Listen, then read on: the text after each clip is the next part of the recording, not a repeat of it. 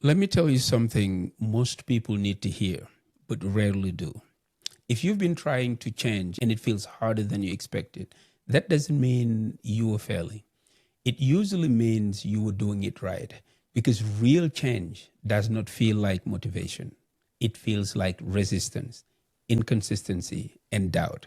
And if no one explained this to you, you would think something is wrong with you. Well, today we're talking about why change is hard, even when you genuinely want it, and why that struggle is not a reason to quit.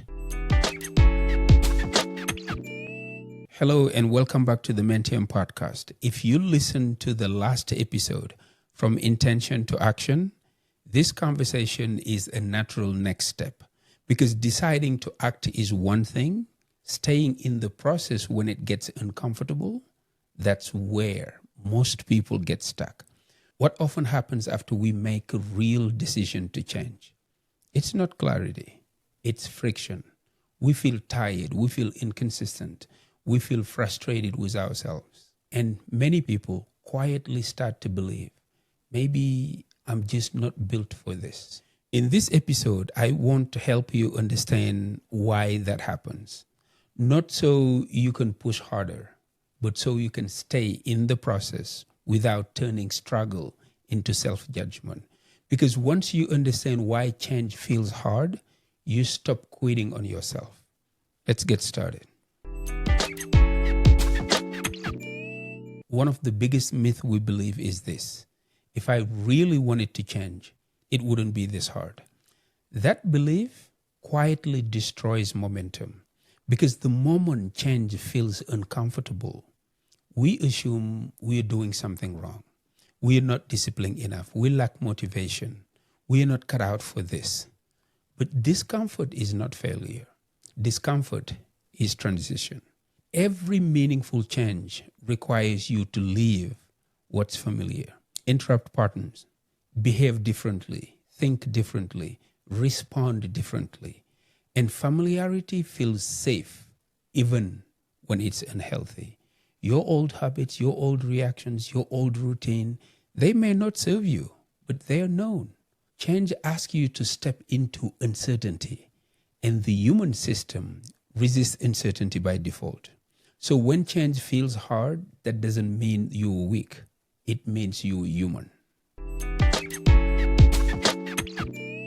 Now let's talk honestly about comfort. Comfort is not the same as peace. Comfort is familiarity, and familiarity has gravity. Even when you decide to wake up early, be more present, eat better, speak up, set boundaries, show up consistently, your system will always try to pull you back. Not because change is bad, but because staying the same requires less energy. Think about it. Reacting is easier than responding. That's why most of us do it. Scrolling is easier than reflecting. That's why most of us don't read anymore. Avoiding is easier than confronting. Quitting is easier than recommitting. Comfort doesn't ask much of you. Growth, on the other hand, does. This is why people even start strong, feel inspired, then slowly drift back. Not because they don't care, but because they underestimate how powerful comfort is. Change is not just about desire, it's about capacity. And capacity is built slowly. Now, let's move on to something that happens to everyone. You start strong, then you miss a day, then another. Then the voice, the one in your head, shows up. See, you always do this. What's the point? You are not consistent. And suddenly, one missed moment becomes a full stop. But here's the truth that changes everything. Falling off is part of the process. Staying off is the real problem. Consistency is not about never missing. No, consistency is about returning. Returning after a hard week, a busy season, emotional exhaustion, or self-doubt. You see, growth is not linear. It's rhythmic. You move forward, you pause, you recalibrate, you return. People who grow long term are not the ones who never fall off. No, but they're the ones who don't turn falling off into a verdict about who they are. Many people wait for motivation to show up before they act. But let me tell you this, motivation is unreliable because it depends on mood, energy, environment, circumstances. And life doesn't always cooperate. If you wait to feel ready, you will act inconsistently. What works better than motivation is identity plus structure. So instead of asking, do I feel like doing this today? Ask, who am I choosing to be? Structure supports identity. For example, a specific time, a specific rule, a specific standard, a specific routine you don't negotiate with. Not intense, not extreme, just repeatable. Motivation gets you started, but structure keeps you going. Here is another reason change is hard. Real change doesn't just affect you.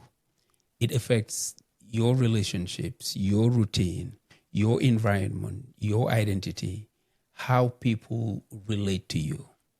When you change, some people feel inspired, but others feel uncomfortable. Some even resist. Some others don't recognize you. And guess what? This is normal. Growth disrupts systems. And many people quit not because the habit is hard, but because the social cost feels heavy. You might hear, you've changed. You're different now. Sometimes that's criticism, but other times that's the truth. And sometimes it is growth. Growth requires courage, not just discipline. Here's something important that you need to understand and note. Resistance is not the enemy, it's information. Instead of asking, why am I like this? Ask, what is this resistance trying to protect? Often resistance shows up to protect energy, to avoid discomfort, to prevent failure, to avoid disappointment. When you work with resistance, you simplify, you lower the bar, you stay curious, you stay compassionate, you don't force change. You build trust with yourself.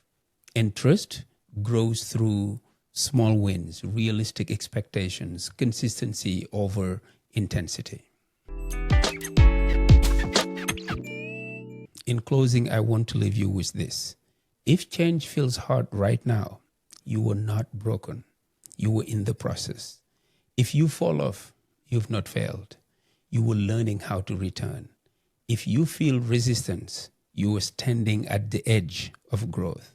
Change is hard, not because you were incapable, but because it asks you to become someone new, slowly. So instead of asking, why is this so hard? Try, how can I stay in this? Gently, honestly, consistently. That question keeps you moving. And that's all you need. That is enough. Until next time, take care of yourself and your loved ones. I am Madiama, and this is Mentium. Peace.